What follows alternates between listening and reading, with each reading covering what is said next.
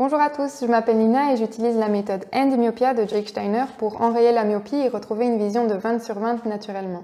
Pour ceux d'entre vous qui ne connaissent pas la méthode et qui voudraient en savoir plus, je vous laisse quelques liens dans la description. Aujourd'hui, on va parler de science et je vais vous faire cette vidéo en deux parties. Donc déjà, dans un premier temps, pour vous expliquer ce qu'est la myopie, qu'est-ce qui la cause et pourquoi ce n'est pas une mystérieuse maladie génétique. Et je vais vous présenter quelques articles scientifiques à ce sujet.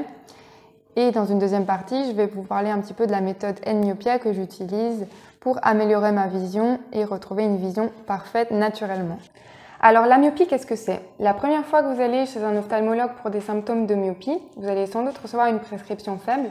Et ce que vous avez là, dans la majorité des cas, c'est une pseudomyopie.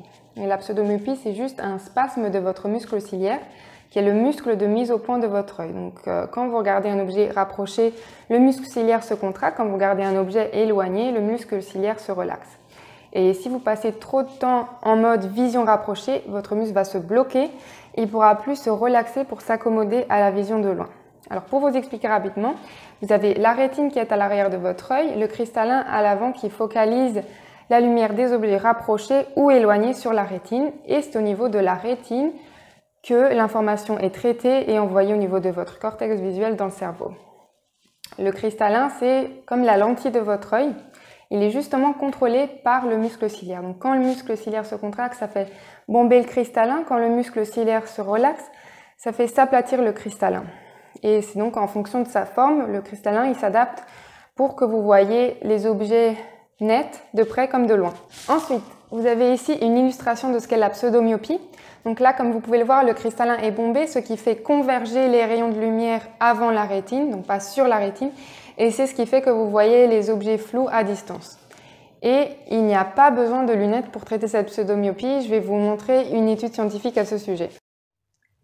Alors c'est un article qui date de 1998 dans le journal de l'Académie américaine d'optométrie. Pour ceux qui ne savent pas, l'optométrie, c'est un peu comme l'ophtalmologie. C'est pas reconnu en France, par contre dans d'autres pays comme les États-Unis ou le Québec, les gens vont chez des optométristes pour se faire prescrire des lunettes. L'article est en anglais et je vous ferai bien sûr la traduction pour ceux qui ne comprennent pas l'anglais. Et pour les autres, je vous mettrai tous les liens des articles dont je vous parle en description. Alors le titre, c'est « Thérapie de la vision pour réduire la myopie transitoire anormale induite par le travail de près ». C'est cette pseudomyopie dont je vous ai parlé. C'est une myopie qui disparaît si vous arrêtez le travail de près et que vous passez assez de temps en vision à distance pour relaxer ce muscle ciliaire et pour qu'il puisse retourner à son état normal. Donc, je ne vais pas vous traduire tout l'extrait, ça va être long et vous allez vous ennuyer. Donc je vous ai préparé une petite présentation avec les points importants. Il y a 5 sujets symptomatiques qui ont reçu 7 à 10 semaines, donc 5 à 6 séances de thérapie visuelle accommodative en établissement. L'enregistrement objectif de leur myopie transitoire anormale induite par le travail de près et de sa décroissance a été réalisé avant et après la thérapie visuelle à l'aide d'un autoréfracteur. Après la thérapie, il y a une réduction marquée des symptômes et une amélioration considérable des mesures cliniques d'accommodation ainsi qu'une amélioration des résultats objectifs. Les problèmes arrivent du moment où on vous prescrit des lunettes pour traiter cette pseudomyopie. Et dans le meilleur des cas, vous allez les porter juste pour la vision de loin et vous aurez des chances que votre myopie reste stable. Par contre, si vous portez ces lunettes tout le temps, même quand ce n'est pas nécessaire, c'est-à-dire pour effectuer un travail de près comme travailler sur un ordinateur, lire, étudier, etc., c'est ce qui va causer la progression de la myopie. Donc ce qui se passe quand vous utilisez plus de corrections que nécessaire. Donc, par exemple, vous travaillez sur un ordinateur et vous portez vos lunettes ou vos lentilles de contact pour la vision de loin. Vous allez avoir une partie de la lumière qui va se focaliser derrière la rétine. Et pour compenser, l'œil va s'allonger. Et c'est là que la vraie myopie s'installe. Ce phénomène, c'est ce qu'on appelle la défocalisation hypermétropique. Donc la défocalisation hypermétropique, c'est le stimulus qui cause l'allongement axial de votre œil et donc la progression de la myopie. Et c'est de cette façon que vous pouvez arriver à une myopie induite par les verres, donc c'est une myopie induite par les lunettes, ou Lens Induced Myopia en anglais. C'est un terme que vous pouvez rechercher sur Google Scholar, qui est un service de Google qui vous fournit juste des articles de la littérature scientifique. Donc par exemple, si vous cherchez sur Google Scholar Lens Induced Myopia, vous allez avoir des milliers de résultats. Et par exemple, il y a des études scientifiques qui ont été faites sur des animaux comme le poussin, d'autres animaux. On leur a mis un verre négatif devant les yeux. Ne me demandez pas comment ils ont fait ça. Et ils ont développé de la myopie. Alors maintenant, je vais vous montrer une étude qui a été faite sur des enfants et qui montre que les lunettes causent la progression rapide de la myopie.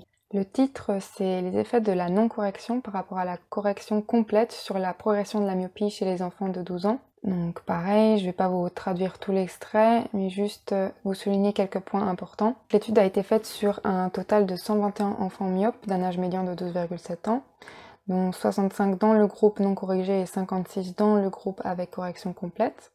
Au suivi de 2 ans, les enfants sans correction présentaient une progression de la myopie plus lente et un allongement axial moindre que les enfants avec une correction complète. La progression de la myopie a diminué de manière significative avec une quantité croissante de sous-correction chez tous les enfants.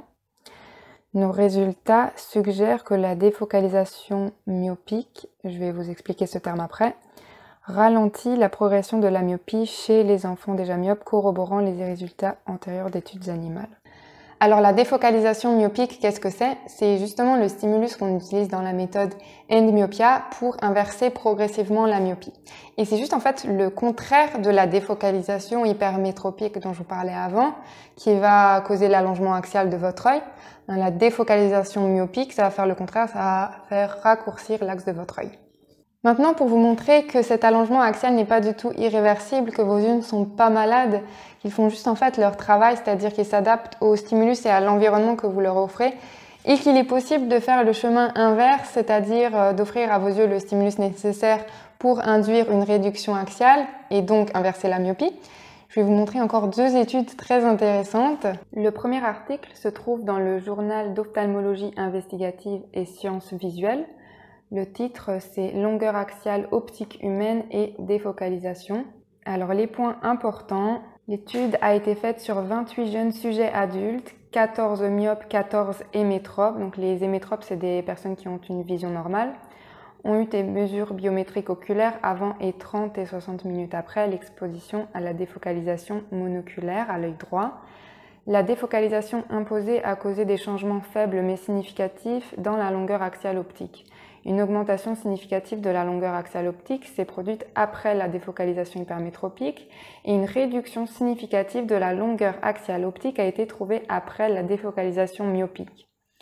Aucune différence significative n'a été trouvée entre les myopes et les hémétropes dans les changements de longueur axiale optique ou d'épaisseur choroïdienne avec défocalisation. Donc ça, c'est vraiment très intéressant. Ça nous amène vraiment à nous poser la question du facteur génétique puisqu'il n'y a pas de différence entre les myopes et les hémétropes dans le changement axial. Les changements de longueur axiale optique bidirectionnelle observés en réponse à la défocalisation impliquent que le système visuel humain est capable de détecter la présence et le signe de la défocalisation et de modifier la longueur axiale optique pour déplacer la rétine vers le plan de l'image. Le deuxième article se trouve dans la revue scientifique Nature, qui est une des revues scientifiques les plus anciennes et les plus réputées au monde. Le titre, c'est « L'évolution dans le temps de l'apparition et de la récupération des changements de longueur axiale en réponse à la défocalisation imposée ». Nous avons mesuré à quelle vitesse la longueur des yeux a changé en réponse à la défocalisation myopique et hypermétropique et à quelle vitesse la longueur des yeux a changé lorsque la défocalisation a été supprimée. Une augmentation rapide de la longueur axiale a été observée après exposition d'environ 2 minutes à la défocalisation hypermétropique, tandis que la réduction de la longueur axiale avec la défocalisation myopique était plus lente et statistiquement significative seulement après 40 minutes. Ces résultats prouvent que l'œil humain est capable de détecter et de répondre à la présence et aux signes de flou en quelques minutes. Voilà, alors des études comme celle-ci, il y en a des milliers. Si ça vous intéresse et que vous comprenez l'anglais, je vous laisse encore un petit lien dans la description vers le wiki d'End-Myopia où il y a toute une sélection d'articles sur le sujet. Mais maintenant, vous devez vous poser la question, s'il y a toutes ces études scientifiques, comment ça se fait que votre ophtalmologue ne vous parle pas du contrôle de la myopie, comment ça se fait que c'est pas connu du grand public? Et c'est très simple, c'est toujours une question d'argent. Les lunettes, ça rapporte énormément à l'industrie optique. C'est un business de 100 milliards de dollars.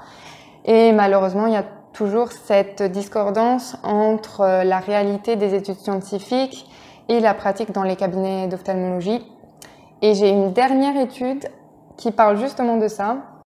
Le titre, c'est « Est-ce que l'optométrie est prête pour le contrôle de la myopie? Éducation et autres barrières dans le traitement de la myopie ».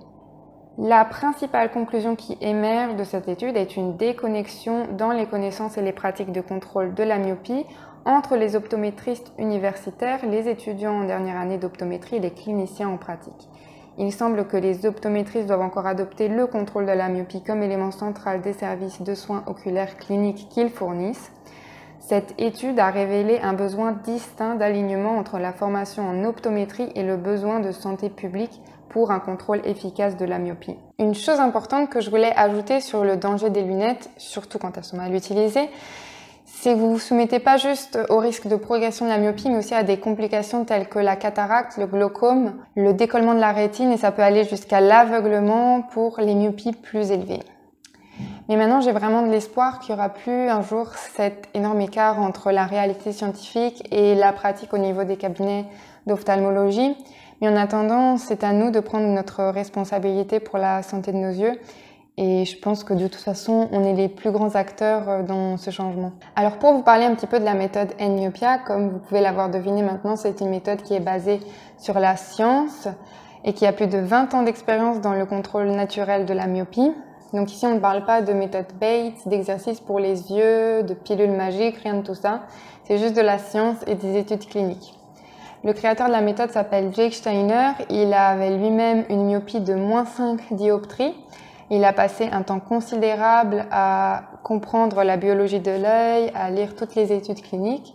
Il a réussi à inverser sa myopie et depuis, il a aidé des milliers de personnes à en faire autant. Et c'est vraiment ce qui m'a motivée quand j'ai découvert cette méthode, c'était de lire tous les témoignages des personnes sur le groupe Facebook, sur le blog, etc., qui avaient réussi à améliorer jusqu'à inverser leur myopie. Et pour ma part, j'ai eu des résultats vraiment rapidement dès que j'ai commencé à utiliser cette méthode, mais je vous en parlerai plus en détail dans une autre vidéo. Et voilà, c'est tout pour aujourd'hui. Si vous pensez que le nez a évolué pour porter des lunettes, mettez un pouce rouge. Sinon, je vous remercie de m'avoir écouté. Si vous avez aimé cette vidéo, n'hésitez pas à vous abonner, à partager, à commenter. C'est ce qui va vraiment aider la chaîne à se développer. Et je vous dis à bientôt dans une prochaine vidéo.